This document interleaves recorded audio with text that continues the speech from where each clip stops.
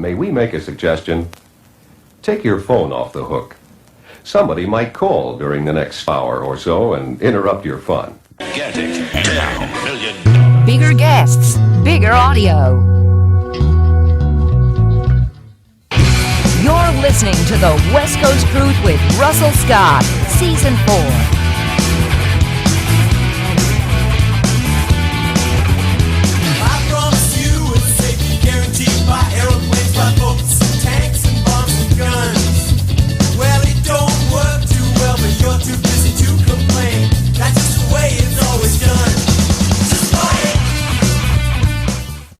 For the audience who doesn't know who you are, the real Ben Stewart is, I'm 29 years old, right now living in central Pennsylvania, and I've, for the past 4 or 5 years, I've been making films, on pretty much everything that I see in the world.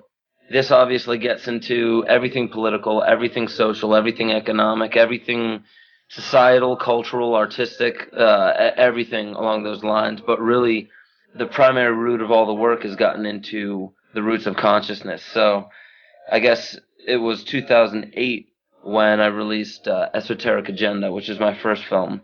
And that was really just a film that I'm in this band, Hyrosonic, and people were asking, okay, what are the lyrics? What is it about the lyrics? How do you come up with this? What's it about? What's your story? What's your philosophy? And so I just decided to start working on maybe a 15-minute film to kind of explain the lyrics in part and kind of get into a little bit of the message of the band. And 6 months later, I had a 2-hour documentary that had absolutely nothing to do with the band. I was going to say, yeah, that has nothing to do with music at all. Exactly. And I saw it kind of heading in that direction, obviously, but I kind of wanted the film to write itself. I didn't want to get in its way too much, so... by the end of it, I basically, I'm at that point I was absolutely a nobody. Nobody knew me for film or documentary or my research or anything. It was just the band.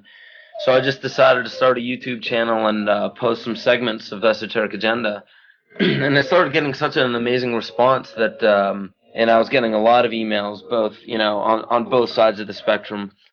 So I decided I was going to start burning copies and sending them out to people for free, and then that got a little pricey. So basically, to cover the cost, I started just printing them out, and then all of a sudden, I started getting these really, really deep emails. People were, apparently really taken aback by this information. Some in a good way, some in a very profound way. Some they didn't like it, some they did. But there was one specific email, and I'm not going to get into the details of it, but there's a specific email that I received that changed my life from somebody who had been changed by the film. And that was when I decided to really start taking it a little bit more, not seriously, but start looking at it as, this is art that's actually touching people and changing people in a certain way. So I just figured, okay, I should do a follow-up in which I intend to actually make a film and release it, because up to that point, even after Esoteric Agenda, like I said, I never intended to make a film or release anything like that. So, yeah, the follow-up was Kymatica, and that came out in 2009. That was really getting a lot more into, we need to take personal responsibility, conscious responsibility for our own lives, because we can't expect for our politicians to be taking care of us when we don't even take care of ourselves, because we're not even aware of what's going on in our environment. We typically, if we're not staring at a computer or our phone or the TV, we don't know what the hell is going on. So typically what that film was to do was basically to get more towards the heart of everyday people, the largest majority of people. We need to start taking responsibility for our own actions, and to do that we need to start investigating our own mind, because it's the mind in which all the terrors of the world, all the corruption, all the conspiracy, all of it comes from the mind of people, of men and women. And that's what I wanted to show, something that we shouldn't be blaming and pointing the finger, which in Esoteric Agenda, admittedly, there was a lot of. So I wanted to show that, it's good to be able to recognize these things. It's good to see these, the corruption. It's good to lift the veil and see behind, see the back end corporate deals that are happening that are kind of changing our lives on a media level, on a social level, on a political level. But that film really, really got into consciousness. And then I figured to follow that up, at my very first talk ever, I had met this guy from Canada, Rob, in the Paget family. And we just decided, okay, I figured his life was so incredible, and it was such an inspiration, just the way, not what he was doing by building an Earthship and moving off grid and being completely self-sufficient, not being connected to the outside world for anything other than internet and cell phone. I just thought that was incredible, as that's something that he changed his entire life because of a conscious decision. He wanted to change himself in order to change the outside world, and I figured that was such a perfect example for everything that I'd been saying up to that point. So that turned into the film Ungrip, which was just released here in 2010, October 2010. And the band, actually, Hyrosonic was the one who did the soundtrack for that. So things have been meshing very well between what the band's doing, the message of the band, and the films without being really united. In a nutshell. So you had the band first, Hyrosonic. Mm-hmm. Now, we've probably heard the phrase waking up. Yeah. What woke you up? How did you get to the point of even starting the band? Because the band was really all about this anyway. Absolutely. There's really not one specific point that I can, or a part of my life that I could really point to. Obviously, we can always point back to the way we were raised, my mother and father. Between the two, I was always taught to, in a sense, keep my eyes open and, keep my mouth shut. So in a sense, obviously I was moving around. I didn't really touch base upon this, but I was an Army brat, and I moved every few years, inside the country, outside the country. And my dad basically, one word of advice he gave me a while back was, when you're meeting new people, making new friends, keep your eyes open and your mouth shut. And to me, I took that as, before you start stating who you are and really, stamping your feet down, just take a look at your environment, see what you're, double guess, I guess, or second guess what it is that you're actually there for. Because a lot of the times when I was moving around, I basically kind of just floated along with whatever. And with that advice from my dad and, the way that both my parents had raised me, it was really just always look deeper into things, always look at what's really going on, not what people say is going on, not what the television's telling us is going on, but just open your eyes, just look at the world.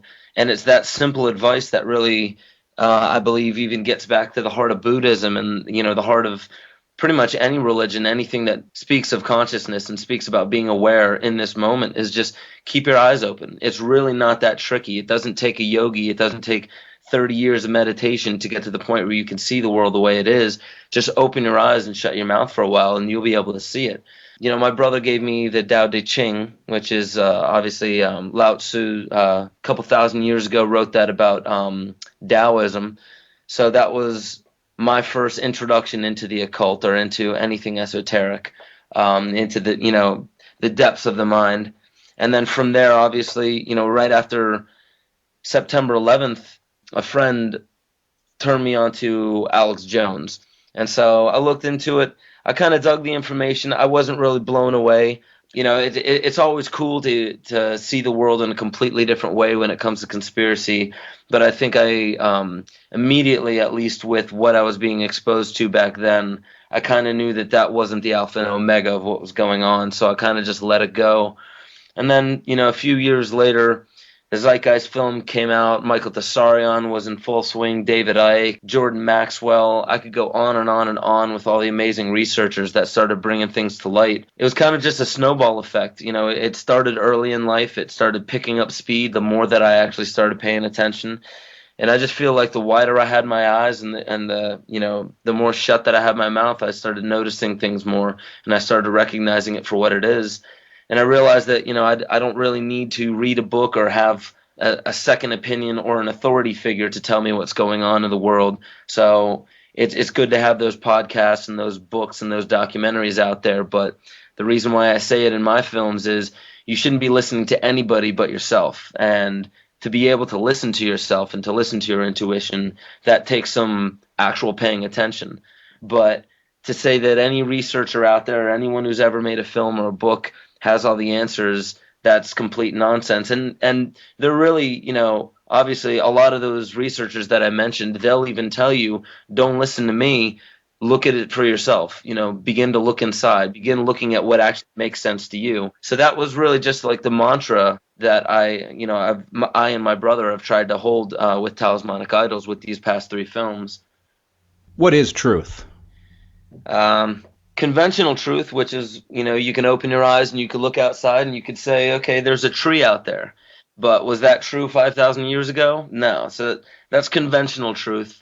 And absolute truth is a little bit trickier to express, because it's something that, in a sense, earlier this year I had an experience where I recognized that I was remembering a certain period of time where I was, I think, 4 or 5, and I remember it vividly, and it was just me riding a bike down a foggy road, and it wasn't anything about that day, it wasn't anything about what I was seeing, hearing, smelling, tasting, nothing about that. It was just a sense of being inside me that hasn't changed all these years, and I felt the same exact thing earlier this year.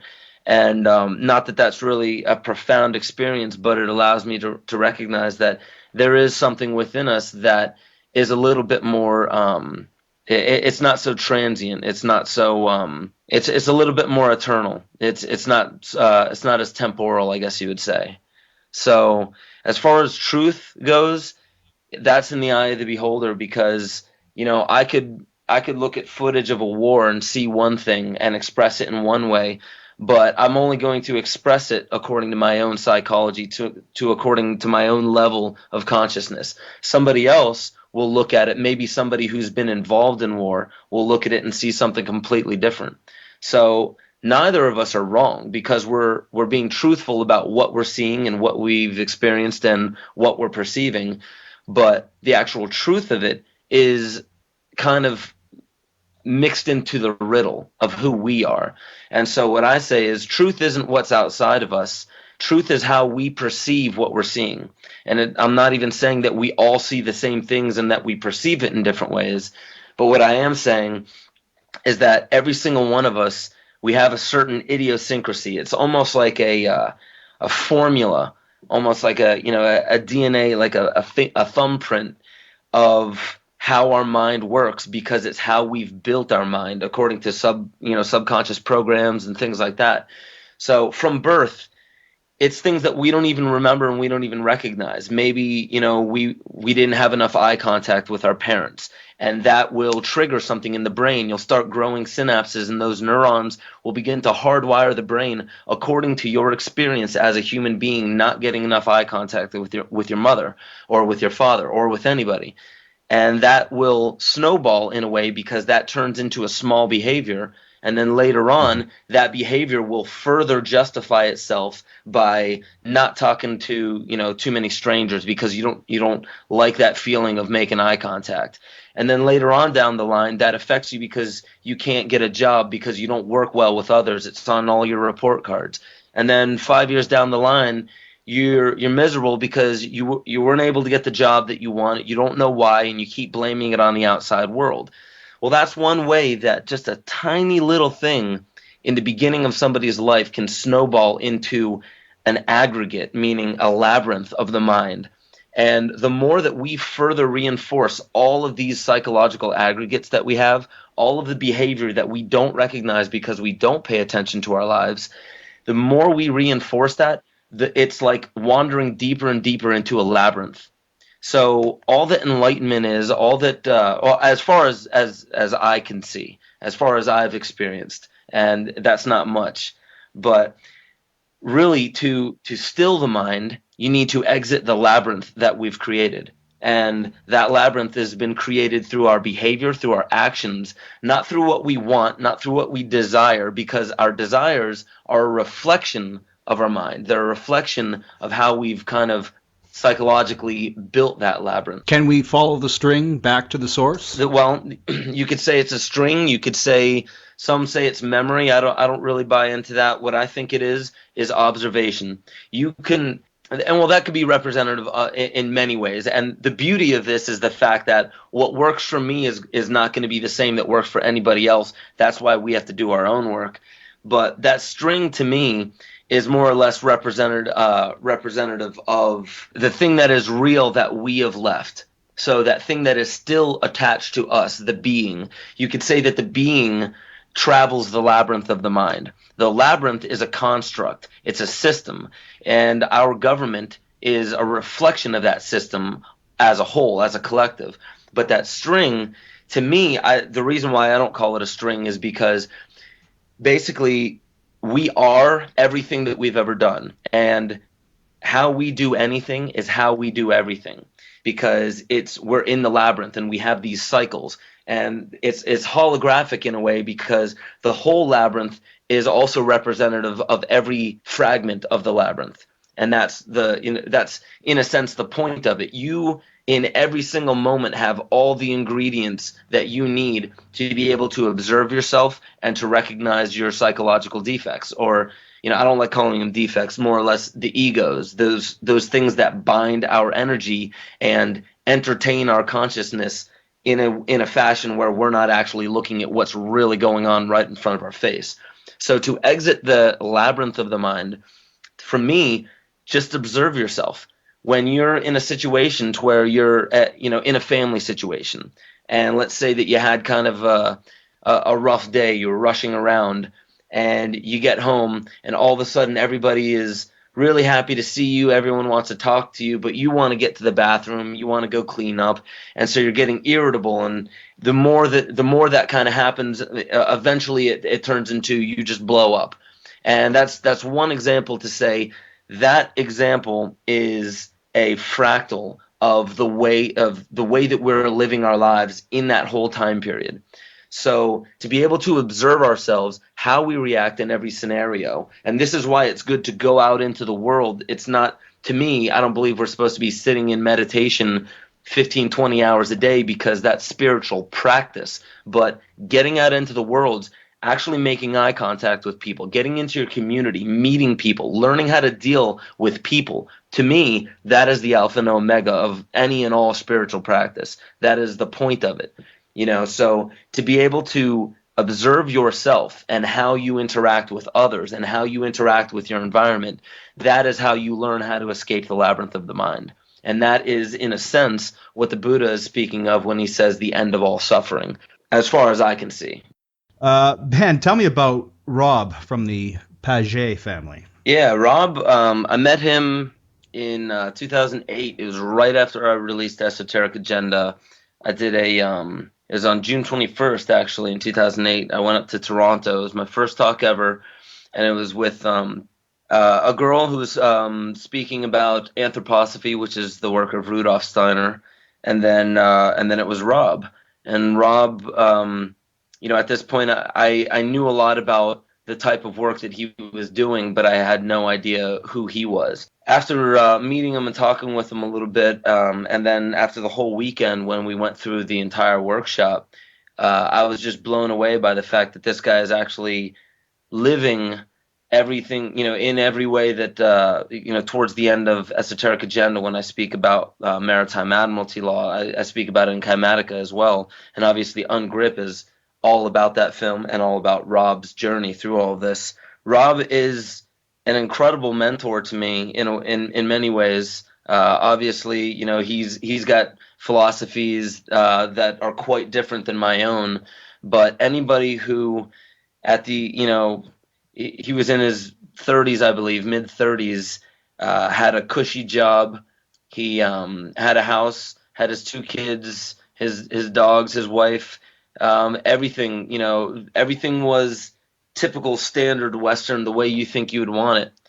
And he just realized this wasn't making him happy. And, he had his own personal demons, as we all do, to work through. And basically, what he decided to do, and he asked his family first, and they were okay with it, he sold the house, he quit his job, he sold everything off, and he bought a huge plot of land. And he started, he bought a camper, so he had his family living in the camper while they were building this Earthship, and it's the Earthship that you see in the movie Ungrip. Can this Earthship fly? Is it a spaceship or what? Man, no, I mean not yet. You know, we're Okay. still working on the science behind that, but That's the fourth film. yes. Yes, the force is not that strong in us yet. Nice recovery from the fourth and fourth. Force, there. yes. Okay. The fourth force. Actually, it wasn't a recovery. I meant to say that. So Yeah, sure you did. Okay, moving on. A Freudian lisp. yes. so basically, I felt that it was absolutely incredible that this is somebody who realized that it wasn't the outside world that was creating all of his demons. It wasn't the outside world. It wasn't the governing system, even though the governing system is completely littered and riddled with lies and littered with obviously with conspiracy. You know, the same as any type of system that tries to gather and gain power and to keep it from people and sell it back to them. That's absolutely ridiculous, and that's what he saw. So basically, he decided to remove himself and stop feeding into that by paying his taxes and also to stand as a pillar to show this is what I'm doing, to show that I'm a human being, not a corporation. Because, you know, the epitome of all of his work, basically, when you're born, almost in every single country except for the extremely poor ones that just don't have the means to do this, when you have your birth certificate, when you have your social security, your social insurance card, when you have any of those types of contracts with a third party, and that could be Verizon, that could be McDonald's, that could be any job that you're working at, that could be the IRS, that could be your government, anything, any type of contract that has your name on it, that is representative of a corporation, a legal fiction in your name. And what that means is basically it's not just maritime admiralty law. It goes beyond that. But in order for the government to have a certain working governing system, they set up a contract. Ours is the Constitution. So what happens is if you want to be a citizen of the United States of America, you are technically entering into that contract with the corporation of the United States of America. Now, this in and of itself isn't really a bad thing. It's not something that you can sit there and really poke holes in and say that they're trying to screw us again by doing this. But obviously, because we have become complacent as a people, we have allowed for power to go into these third parties, into in corporate hands, because we don't want to have to deal with that. Let the insurance company deal with that. Let the medical companies deal with that. Let the pharmaceutical companies take care of that. Let everybody else take care of that. I just want to watch TV. You know, Jersey Shore is still on. I want to, you know, go on Facebook, mess around for a little bit, play my video games, and I want to stare at my iPhone for a couple of hours. Yeah. That's typically the general complacency of the average Westerner. And, you know, unfortunately, you know, not trying to bash anyone, but that's typically even the people that are aware that they're being screwed over in some way, the ones that are like, oh man, the government's taking 40% or 50% of everything I own, but they're fine with it. They're okay to live that way. They don't mind complaining about it, but they don't really care to look into it, and they don't really care to look into if it's even possible to remove yourself from that situation or that system. No, their complaints become a part of their complacency. Absolutely. It becomes an excuse. And so that's in a sense getting back to what Rob has done. Rob, down the whole rabbit hole of realizing all of these things about the corporate world, what he basically realized was, okay, it looks, due to my research, it looks like I don't have to do any of this. It is according to my will. I have the free will choice to be a citizen of this country. I have the free will choice to give all these other companies the power that I don't feel like taking care of, because it takes so much energy, and you have to be an adult and you have to really take care of things yourself. Maybe you'll have to feed yourself by growing your own food, yada, yada, yada. I have a family. Why not just let the third parties, you know, take care of it? You know, Rob said, let's see what happens when you do it the opposite way around. So he did. And really his life, and, you know, I'm not trying to put words in his mouth, but what I've seen him go through, it seems as if he realized that he wanted to challenge that, not just for other people and not just for his community, but he wanted to do it for himself. He never really planned on this ever, what he was doing to ever turn into a documentary or anything like that. He had no idea what he was doing, but he knew that this was the right way to go. In a sense, he heard the call and started, walking, to the beat of a new drummer, in a sense. So basically, Well, let me ask you this, Ben. yeah, What is a birth certificate? a birth certificate. I mean, that just tells you that you've been born and you've got some ID now. Yeah. So you can get on with your life, get to work, get a social insurance number, or as they say in the States, a social security number. Social security. Well, I mean, if you think about it, a birth certificate, to have a certificate to show that you were born, in a sense, that signifies something. That's like planting a flag in the soil of new land. So basically that's showing that, okay, this is new soil, this is a new body, a new living resource. So that is actually why you see our birth certificates are in the hands of human resources offices, and they may have copies at the hospitals, but they are sent to banks around the world through the human resources office. So what a birth certificate typically is showing is that here is a human resource that was born on this date. Here's the corporate title we're going to give it. Benjamin Joseph Stewart. That's what happened on January 14th, 1983 in Tacoma, Washington. That corporation was born. So from then, in a sense, obviously, because we're not taught any of this, we, after the age of 18, we are an adult. We technically, according to the eyes of our system, we're an adult, and we have to then register for all these things. We have to register to vote. We have to register for, our registration to be called for any wartime situation. So there's all these different registrations, and obviously he gets into that in his work. I get into that in mine. Mm-hmm. A driver's license. To have a license to travel, you really don't need it. You have a license to drive, and that's a technical term that you'll see in Black's Law Dictionary. But when you see gun permits, you don't have to ask to have a gun. That's the point of what it says, the right to bear arms. You do not have to ask. So to have a gun permit means that you're asking permission. Who asks for permission? Children, or people that choose not to take care of their own lives, people who do not want to govern themselves. So they want to give the permission and any liability over away to somebody else. Okay, let's give my liability for driving over to the insurance company. That way, if I run over a kid, I don't have to really feel all that bad. The insurance company will take care of everything, and maybe I'll get a slap on the wrist or something. But doesn't like that. this socialism protect us? Mm-hmm. So you get sick, you can't afford it. You have the socialized health care, for example, here in Canada. Right. So isn't there something to be said about socialism? Well, you're right. If I can use that word. Well, no, absolutely, and that brings up a good point. The way that was challenged showed me the way that I was bringing it up is that the system is bad, and it's not. The way that the system is not bad any more than when you look at a war. Is that bad? Is that good? No, it's a war. So the way that the world is a reflection of who we are as a species.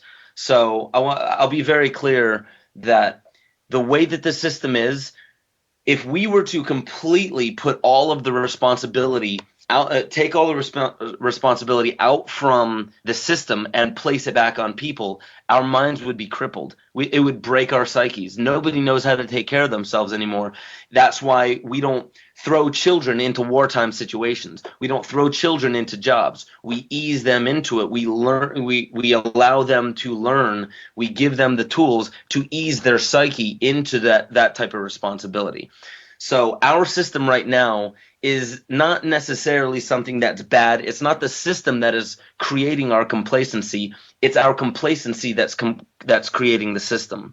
So I want to be very clear about that, because yes, the system absolutely does take care of us. And this is, in a sense, the point of it. Why create a country? Why have a constitution? Why have a system?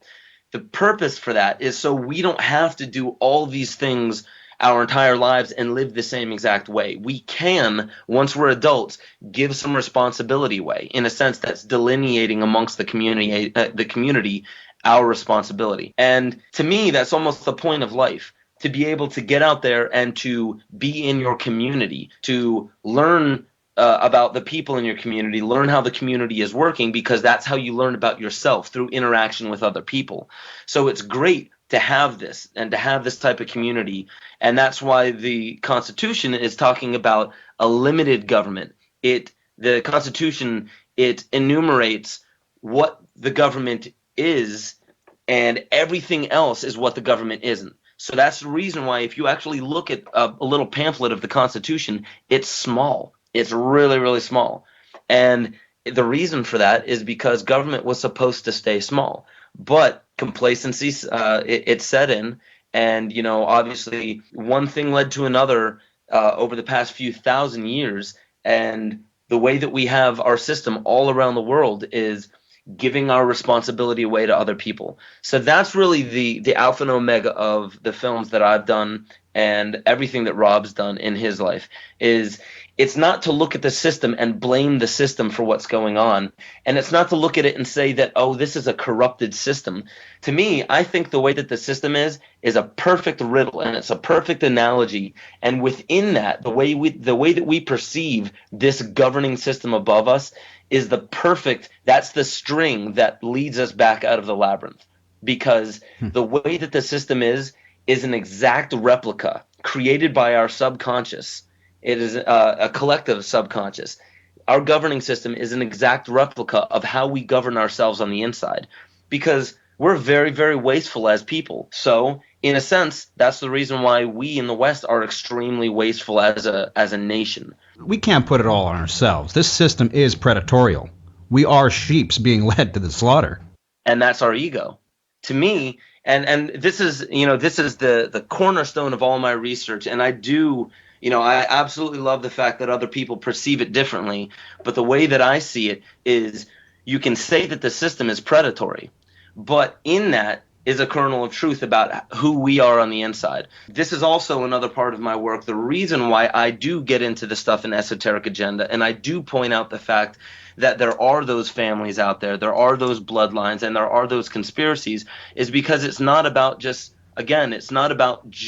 fixing, or in a sense, knowing yourself. I believe that knowing yourself is the alpha and omega of all of it. And once you know yourself, then you know how to connect with other people, and then you can start writing the community and writing the state and then writing the nation and, in a sense, writing the world. But to say that the system is predatory, I believe, is a misnomer, because we created the system. We are a reflection of the system. If the minds of all humanity were to just be blanked out tomorrow, the system would stop the second that our minds stop. And that tells me something. That tells me that it is from the minds of people, it is from the hearts and minds and the consciousness of people that all this predatory, the predatory system and the corruption in the government, the reason why our financial and our economic system is failing, the reason why basically pollution is growing. There's an island out in the middle of the Pacific of trash the size of Texas. That is a reflection of people's minds, because we don't know how we are wasteful within. So again, we give all of our energy to these corporations. Oh, well, what's wrong with the corporations? Well, what's wrong with the corporations is they're built upon a principle of we want as much profit as possible with as little bit of output as possible. So we want as much money coming in with as little money going back out. And that's a black hole. That is in nature. That's been in nature as long as you can go back. That is something that just consumes ignorantly. And this is why ignorance gets to the core of everything that I preach about, because ignorance is the reason why our system is taking such advantage of us. Yes, we have a predatory system, but it's because we are ignorant of it. I don't believe that they teach the Constitution to children, but at 9 a.m., they pledge allegiance to the flag. That's blind obedience. Well, absolutely. You mentioned education. What is the first thing I would do if anybody asked me, how would you really, really change things on this world? I would completely revolutionize the educational system. Obviously, because in 1 or 2 generations, if we were to just allow for our children to learn about what it is actually to be a human being, not neglecting the fact. Let me start here.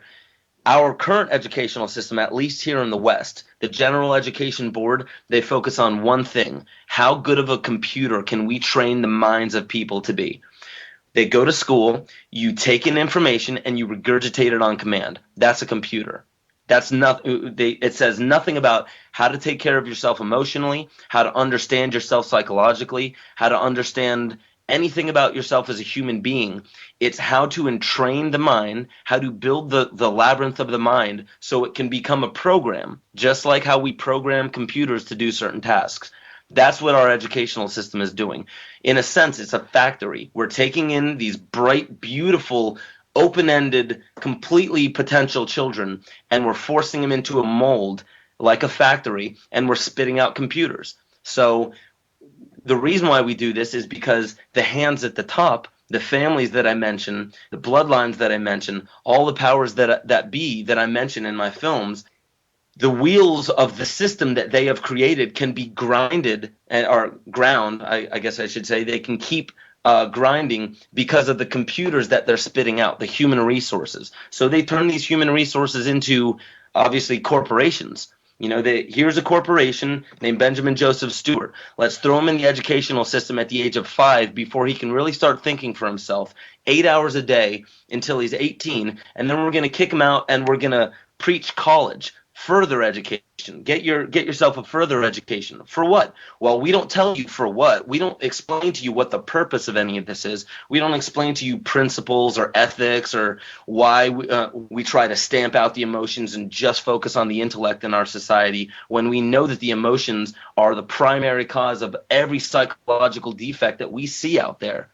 So that is what I see. The controlling hands at the top, the system that is created, we are spit out like we're in a factory, spit out to keep grinding the gears of the system that keeps us exactly in the same position that we're in, feeding the system and not feeding ourselves, creating waste and giving everything we have to a few amount of hands, so the many amount of hands have very little. We've created our own tyranny, in a sense, and our educational system, I believe, is at the forefront of that. I'm not going to say it is the number one problem, but like I said, if anyone were to ask me what I would do to change things, educational system would be the very first thing.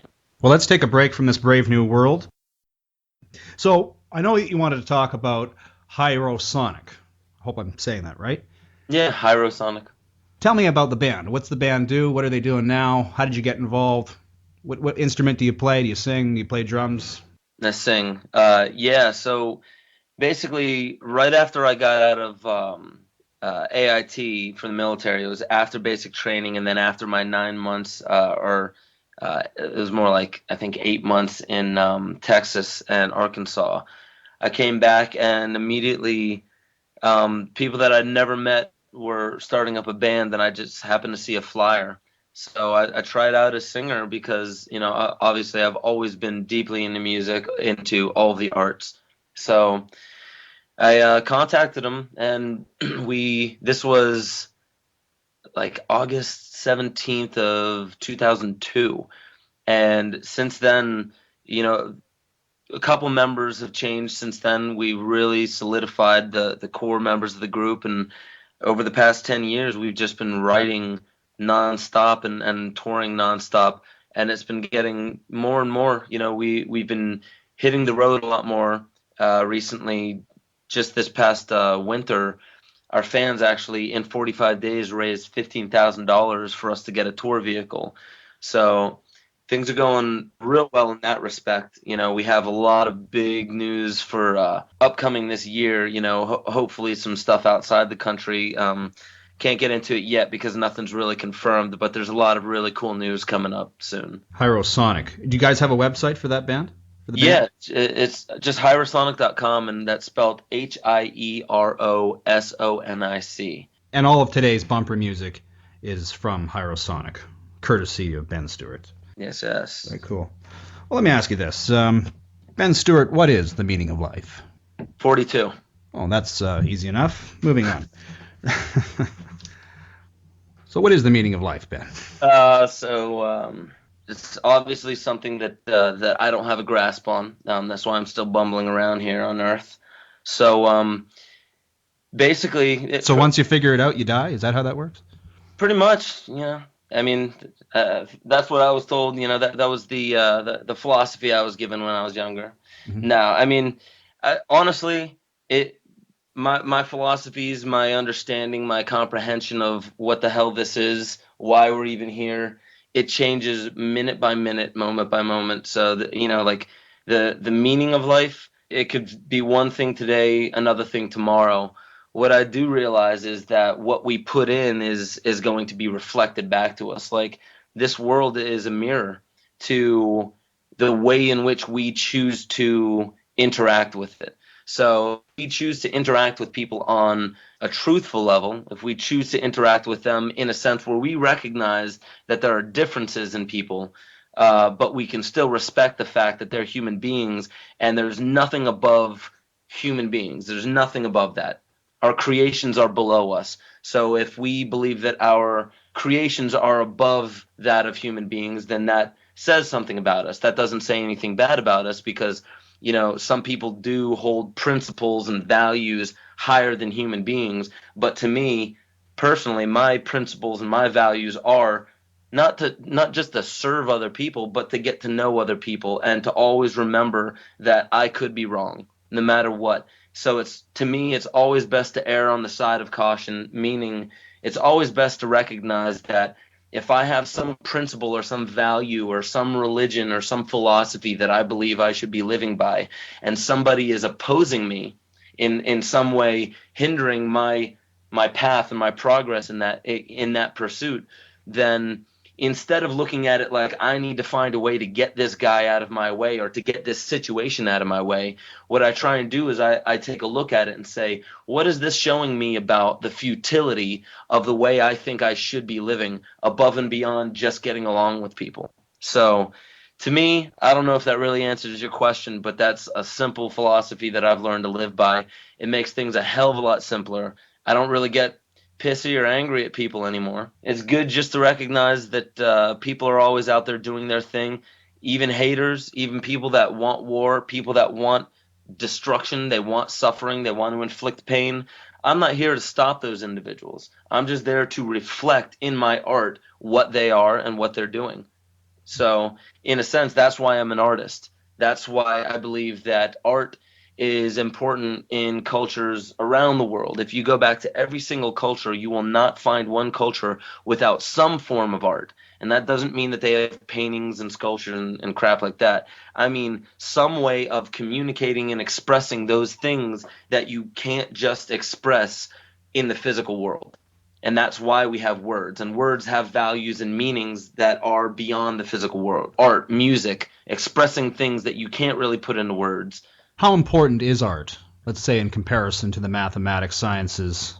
Well, without giving a definitive answer, because obviously this is just where my research has led me, Mhm. I think that art is our expression.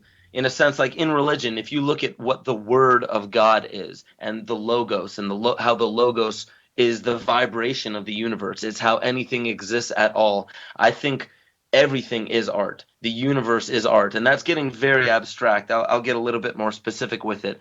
But just to start with that, we are an expression of exactly how we choose to perceive our reality. So our consciousness, everything is coming in, whether it be the people around us, the environment around us, the food we take in, all of that. Our expression, in a sense, is not just the way that we speak, not just the way we write our music, not just the way that the dances and the colors and what we kind of tout as being more important in the music industry and the movies and stuff like that. That's a small reflection of art. That's art that can be capitalized on. But to me, what art is it is the truest expression of who we are, because it's timeless. So there's this meshing between the timeless, which is that eternal truth, whatever that may be, and the modern. So when you look at archetypes, when you look at things like Lord of the Rings, maybe it's new, maybe, like obviously just within the past 100 years, maybe 200 years, that story was written. But that gets to the same heart of the matter that a lot of the Shakespearean novels, the motifs in ancient mythology and all the way back into ancient religion are still alive today. Now, we give them new names. And, when the Zeitgeist films came out and everyone was like, oh my God, the Jesus story is, true in Horus and Dionysus and Buddha and blah, blah, blah, and yada, yada, yada. To me, that doesn't say conspiracy. That says there's a timeless kernel of truth in all of that. Maybe not even a kernel of truth, but there's something timeless in that has been changing over the years. Because if you watch The Walking Dead, if you watch Game of Thrones, if you watch Boardwalk Empire, any of the new shows out today, all of the motifs and the archetypal figures are exactly the same as if you go back into mythology and look at that. You always have to have that phallocratic masculine character like Shane that just died in Walking Dead. You always have to have. Hey, thanks a lot. No, I haven't started that series. Oh my God. Fuck! I'm such a zombie fan. You're a bastard. Well, all right. Sorry. Well, go on. You got to get with the times, man. Hey, I just finished watching all the '80s Romero Russo films. So did you? Anyway. Oh man, you know what? Yeah. And not to go off on a tangent, but I'm so pissed about the end of Walking Dead, the end of this past season. I'm real pissed. So I'm hearing from everyone it's absolutely brilliant. It's the best It's a shit great they've ever show. done. It's a great show, but the spoiler that I just gave was what really pissed me off. So anyway, sorry, but if you can bookmark where you were, just carry on. okay. Where was it? Yeah. So basically, even the characters, and obviously, most stories are built around these human characters. Even the stories that we see where they're talking rabbits and moles and different creatures, they always are personified in a very human way, given certain traits. And the reason that I believe that is because that's pointing out something very specific about the human being, about what is true within all human beings and what can be tapped into within all human beings, because it's been embedded into our psyche. Because I believe that our psyche existed before our physical form. But I'll get into that in next month or whatever. By the way, I just want to quickly remind the audience that on April 11th, John David Ebert will be back on the show, who is an expert on the Epic of Gilgamesh. And it's his contention that the Epic of Gilgamesh is the backdrop for all modern films. Oh, absolutely. Absolutely. Yeah, it's a beautiful story, too. But yeah, so basically, in a nutshell, yes, these stories have been in existence for time, to time immemorial, because there is an essence to it. There is a spirit to it in a way that still lives on. So if we were still thousands of years later still hearing these stories about these ancient characters, it could get very, very boring. So the point is not to not change the stories. The point is to always change the stories. The point is to always have it be modern, because that is, in essence, life. We're not to hold on to things. We're to change and evolve, and throughout time we'll recognize, as everything else has changed, one thing stays the same. And that one thing can't really even be put into words, and that is what the Tao Te Ching is alluding to when it says the way, the path, because that's what the Tao is. It's the way, the path, and it's the way that we walk through this world. It's the way that we move through life. It's the way that all Masonic initiations from the initiate or apprentice to the craftsman to the master. It's the same in the military. You have the apprentice, the craftsman, and the master. It's the same as being a child and then becoming an adult and then becoming a leader or a father or a mother or a parent, in a sense. It's these levels of initiation. It's the way. It's in a sense something that will never change in our experience, as far as I've come to experience. But it needs to be put in modern ways, because we're not living 2,000 years ago when Christ existed or supposedly existed, whatever it may be. We're living today. Mm-hmm. So things today need to be put into the same context. That is why stories are recycled. That is why 2,000 years ago it was important to create a new character, new heroes, in a sense, and a new storyline to it. It's the same story when you go back into Egypt. The same Mesopotamian story, the same Babylonian story, the same Mayan story, the same in almost all Native American myth. If you go, and that's what Kymatica was also getting into, showing how a lot of mythology is directly linked to our psyche, because there is a labyrinth in our psyche, and to exit that labyrinth, we are really, really getting at the heart of what is the fundamental principle of any mind, of any psyche.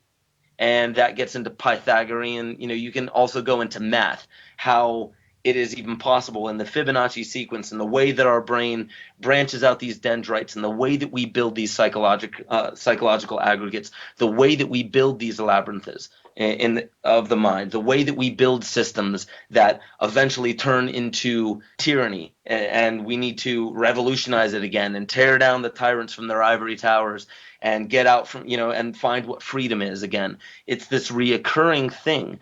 It happens over and over and over again, and there's cycles to it in history. And that's actually what you find in Hinduism. There's cycles to these types of things over and over and over again, because they're psychological cycles. They're conscious cycles. And form follows it. Just like the form of a whirlpool or the form of a tornado, it's invisible. It's an invisible force. You're not really seeing the tornado. You're seeing the debris that it picks up. So in a sense, we, human beings, are energy. We have form, but that form comes from the food that we eat. So we're literally nothing but the food that we've eaten, but that is not who we are. Just like the leaves and the dirt and the dust that a tornado picks up is not the alpha and omega of what that tornado is. And everything we see is merely a reflection of the light. Absolutely. You talked about cycles. In the Esoteric Agenda, you talk about the precession of the equinox, and this is the year, man, 2012. Yep, this is when it all ends, man. Really? It's gonna come to an end, man. The Earth is gonna open up and swallow us all. Oh, well, great. Well, on that note, I have better things to do. Right on. So let's talk about the end of the old age and the emergence of the new one to exit the program today. All right. If you're into it. Absolutely. So where do you see humanity a year from today, which will put us well past December 21st? Well, I mean, in all honesty, I have absolutely no clue. I don't. We understand this is all speculation and conjecture. Yeah. Highbrow conversation, Ben. Yeah. But for the sake of it.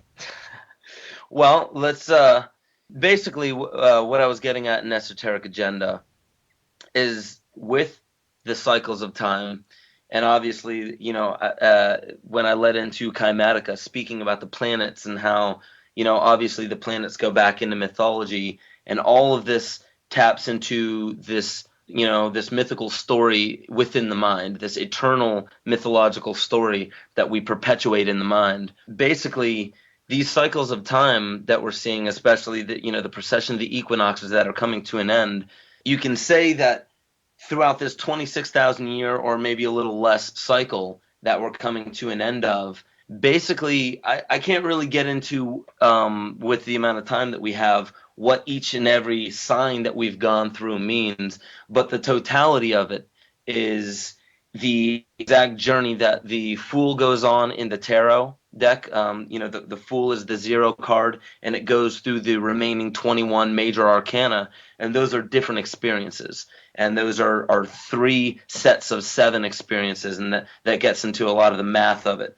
But what these cycles actually show is, and the reason why I say that everything is a vibration and everything in a sense is a song, the song of the universe, is because if you listen to a song, all songs come to an end at some point, and they cycle into the next song.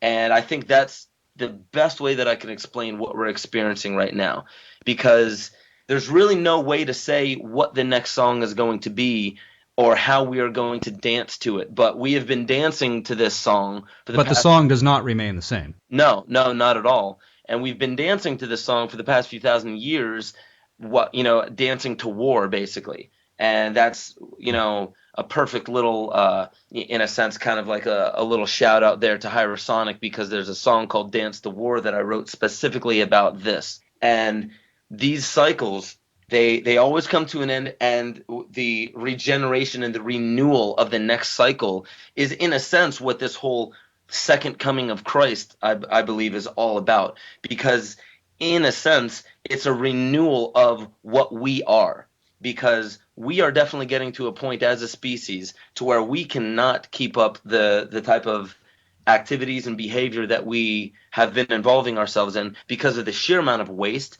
the sheer amount of the population, and the amount of waste that every one person produces on this planet, and the sheer amount of destruction that we are creating because of our ignorance on this planet. Whether that's good, bad, or indifferent, the simple fact is we are on a course that cannot be sustained by this planet. So things are going to change. And that is why deep in the recesses of our mind, we love hearing about all this Walking Dead zombie stuff and this post-apocalyptic, let's give Will Smith a, I Am Legend, and let's give Omega Man Charlize ripoff. Theron the Eon Flux, and all this stuff that has to do with some type of post-apocalyptic or apocalyptic event.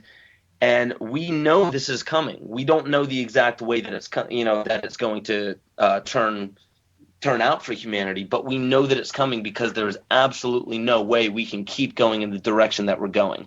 It's like we're in the labyrinth of the mind, and we keep running into the same dead end over and over and over again. And the more we keep running into that dead end, the more other people see us and think that that must be what we're supposed to be doing. So they keep running in there, and it's getting really crowded and overpopulated. And I'm not saying that the earth is overpopulated. What I'm saying about this is the fact that we all follow the leader, and we're all following down the same path, and that is why we cannot sustain this as a planet.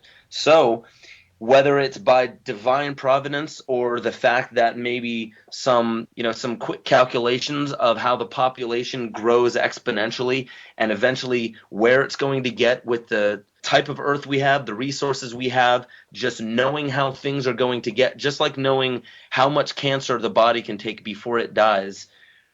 We, not just with the population of people, because we are not a cancer, but the way we are behaving on this planet is definitely a cancer, because it's all ignorance, and we are swallowing all the toxicity of our mind and expressing it through our art. And when we express it with our art, that is why you look at the TV, and you watch the movies and you listen to music, and it's nothing but violence, crime, lust, greed, all of that. Not because it's bad, not because the art is changing our youth or anything like that. It's because it's reflecting exactly what we get off on.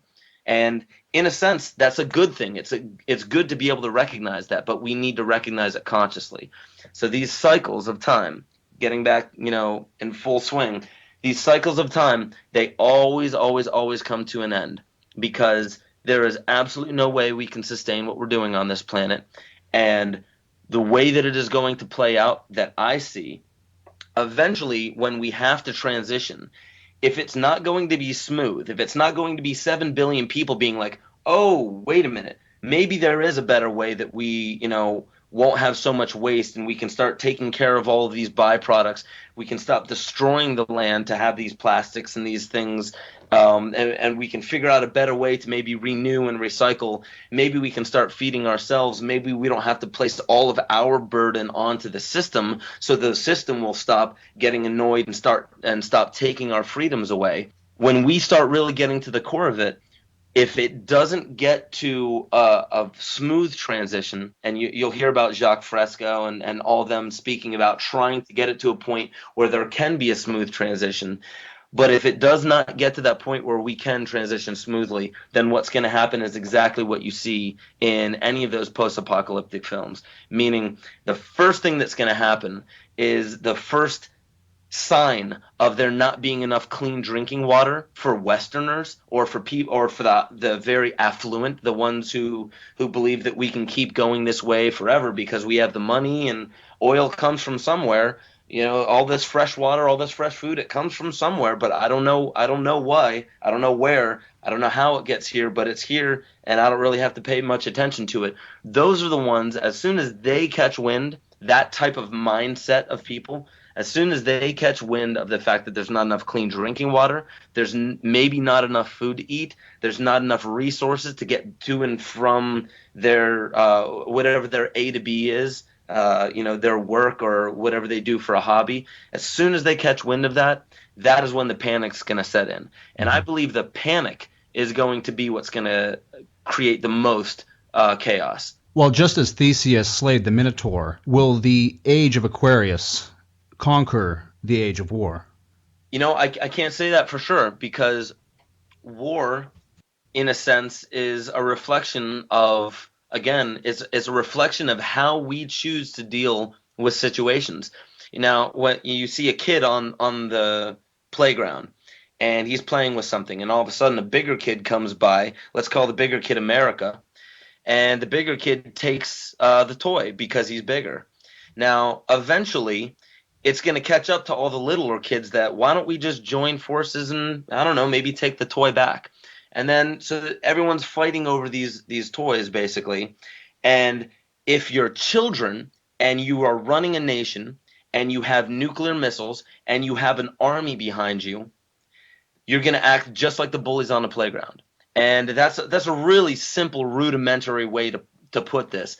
But what I'm saying is, the reason why I can't answer whether the age of Aquarius is going to stamp out all war is I don't know whether the age of Aquarius is going to prompt everybody to grow the hell up and to learn how to actually deal with our reality, deal with our situation in a way that does not lead to war, does not lead to taking something or disadvantaging others in order to to have the advantage.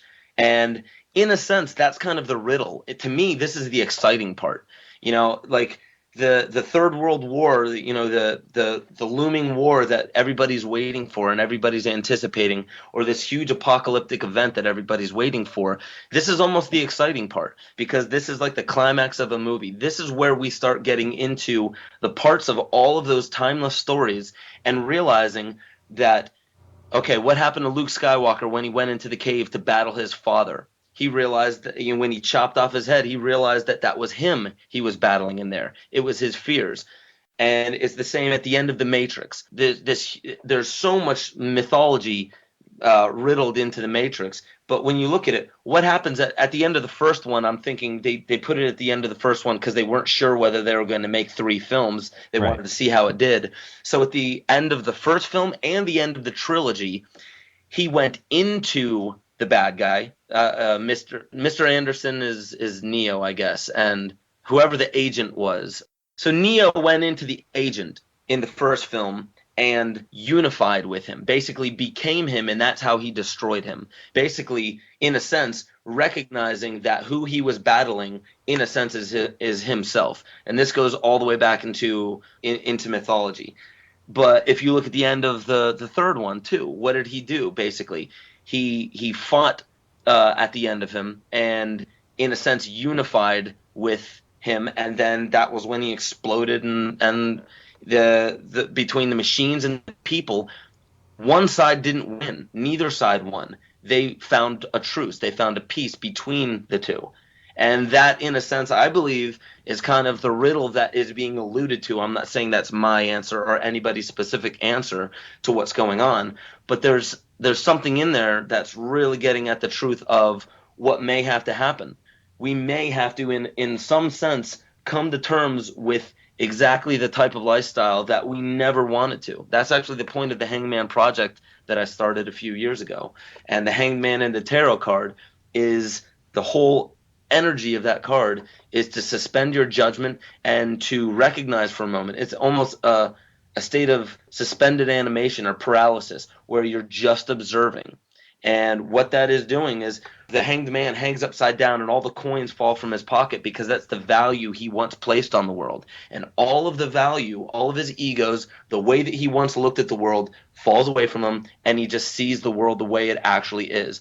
And I believe that when that happens to humanity, if that happens to humanity, what it's going to be is us seeing that all of these ideas and all these governments and things that we created and these systems that we allowed to enslave us, we don't need them anymore.